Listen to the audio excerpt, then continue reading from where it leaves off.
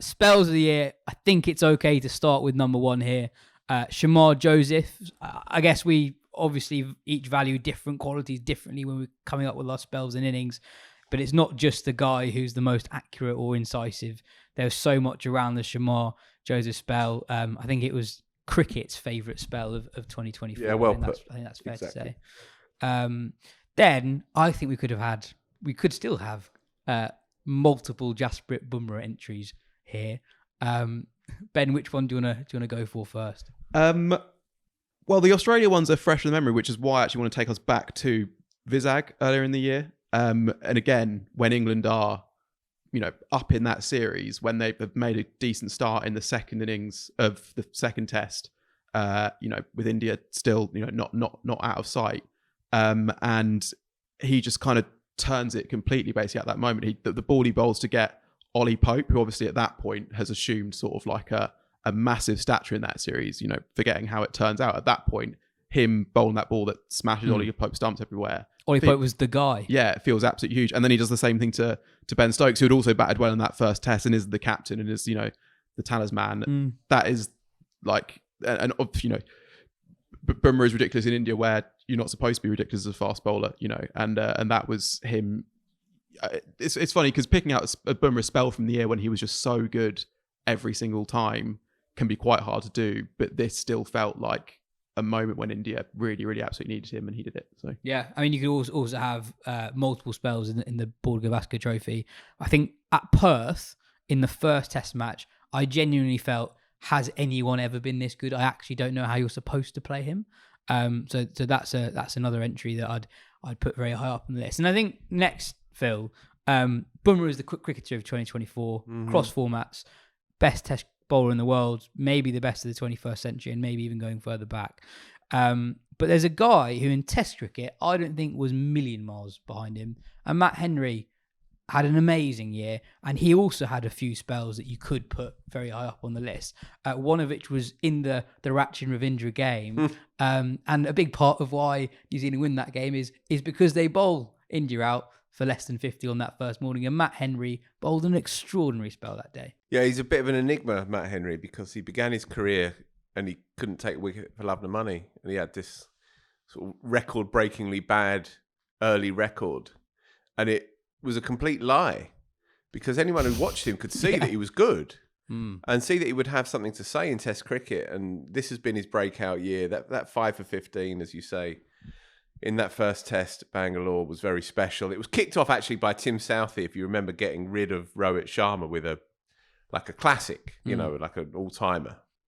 And that kicked the door in, and then Henry and O'Rourke barreled through.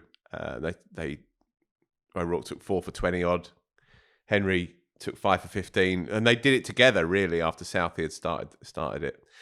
And you're right. I mean, Zach Crawley will say that every time he bowls to him, he's unstoppable. It's been a real joy to see him, and he's one of these very likable kind of cricketers. He's a very attacking bowler as well. He bowls a full length, prepared to get hit in order to clean you up. So yeah, he's a definite one in there. That Bangalore spell, there was a package that went around Twitter on the morning when India bowled out. Yeah. It was almost better before he took his first wicket, or like that was already astonishing, just like how often he was beating the bat and just how threatening he looked, and then he gets the rewards later on. Yeah. Your boy Hartley, seven for, gets absolutely marmalised in the first innings, and people queuing up on, Tom, Dick and Harry podcasts going, well, really? And he goes out and takes 7 poles to win the game. Holds his nerve as well. Crucially holds his nerve. I think that was the key. Obviously, he had the pitch to work with, but he held his nerve towards the end because that was never done until it was done. That feat by him. And whatever happens to him as an international cricketer from here on in, and the answer to that might be nothing, he'll always have that. And he'll enter into the folklore of sort of English spin bowling folk heroes.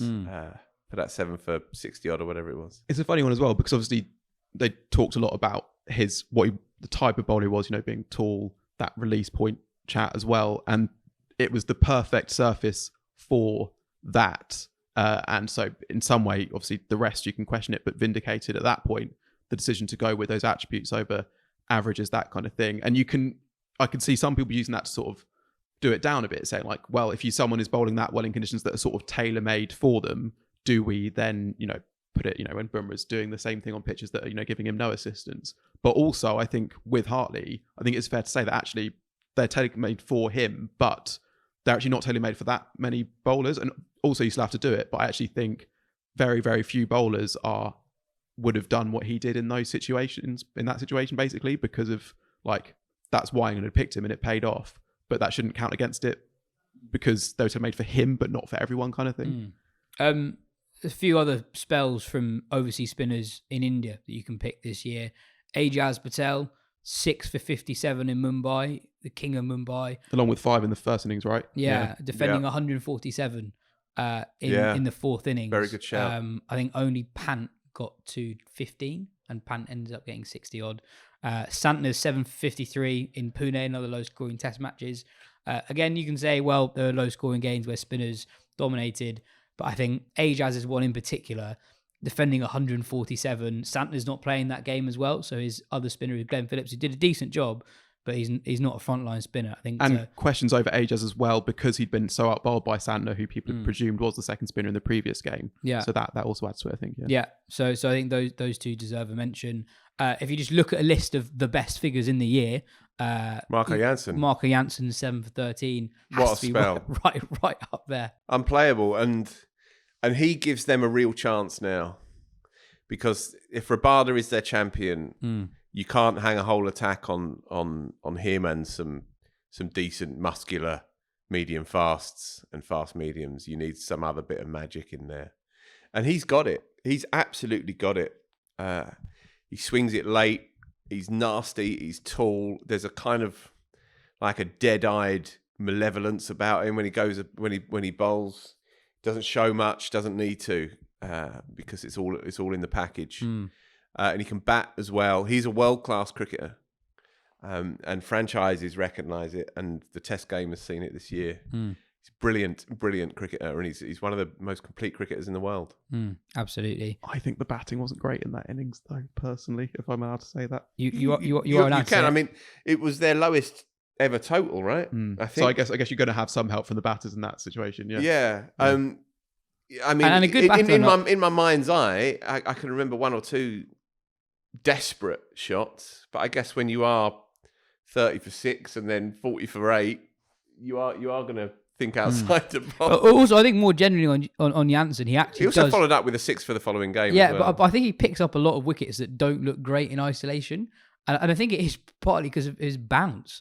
His bounce must be so hard to face. He's so tall, comes from a left arm angle as well, and as you say, really moves it, particularly in home conditions. So it must be an absolute nightmare to face.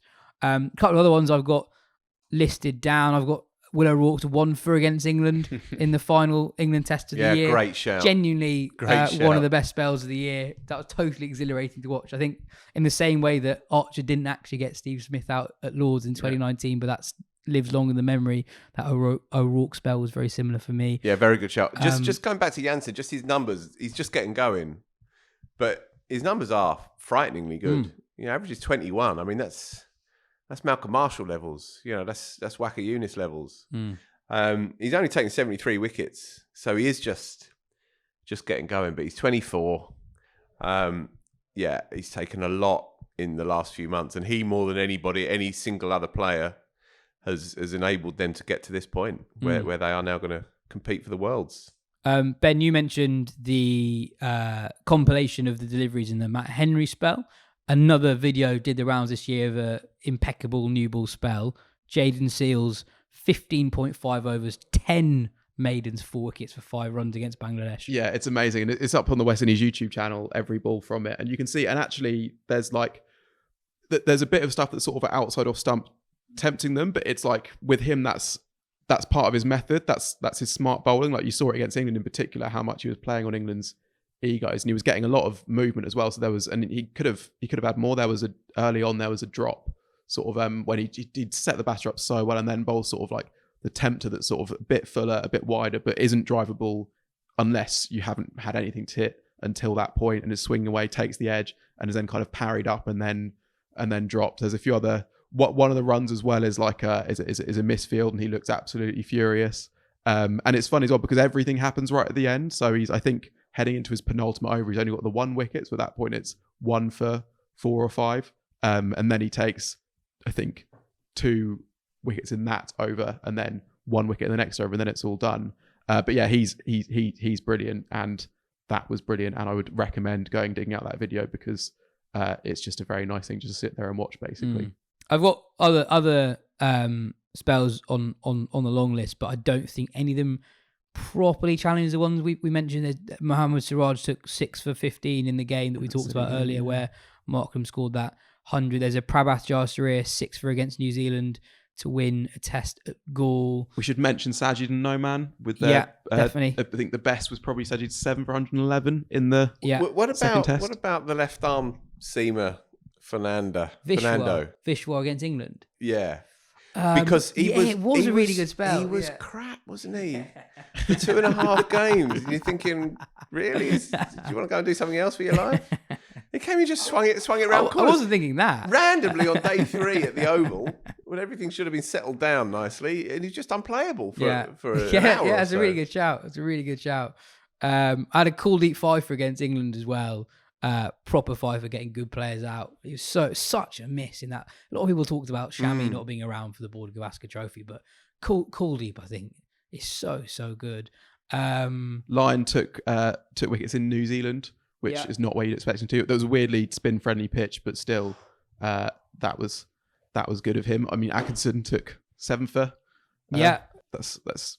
I guess we should say it, but not as good as O'Rourke's 1 for. So. Abbas is 6 for against Pakistan in his comeback test, where he basically great. bowled all day. Let's come up with the list. So Shamar Joseph up top. I want at least 1 Bumrah in there, and I think Henry against India also should be there. And I think Seals should also be in there. Are we happy with that? I think so. I think that was my list, but I mean, I was very persuaded by Hartley as well. So it's that leaves a spot. So that's true, I guess. But but then you're saying is Hartley's 7 for 62 definitely better than any Bumrah spell? But maybe it is. So I like the romance of Hartley because I wouldn't be surprised if you never see him play Test cricket ever again. And so we'll just have this mad monument that stands alone and becomes all the more sort of potent for the lack of anything around it. So I quite like that, really. But I don't care at all. But I think it's a more fun list. I think the list I've currently got at the moment is 1, Shamar Joseph, 2, Bumrah at Perth, 3, the ridiculous Seals spell against Bangladesh, the 4 for 5 or 15.5 overs, Tom Hartley, 7 for, and then Matt Henry in one of the great series wins, bowling India out for 46. He's the second best test bowler in 2024. I think that's quite a fun, different list. I like that there are 2 West Indians in there. I like there's an England spinner who's nowhere near the test side at the moment. And then you have the 2 best bowlers of the year. I would just switch Henry and Seals be the only thing. I think the thing with Seals spell, it was amazing and I would encourage you to go watch it. Cool. But I'm happy with that. I don't know if this should count against it, but then 3 of the wickets were right at the end, tail enders. Yeah. Even though he had bowled brilliantly to that point, like he deserved that reward, but also those were the wickets he took. So maybe nudge it down that little bit. And Henry in the in the result of the year. So we've got to put Fernando in there.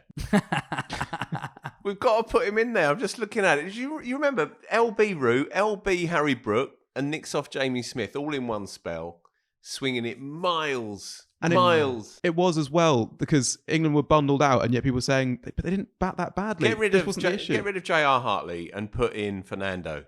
I don't think so. Do it. I don't think so. I hear you. It's a match-winning spell, but I don't think it's as impactful as Hartley's. Fine. It can be number 6 in the web list. Fine. Yeah, it can be number 6. And Will O'Rourke number 7, of course. We'll put it number 1 next year. Fine. Move on. That's it for part 2. In part 3, the test team of the year.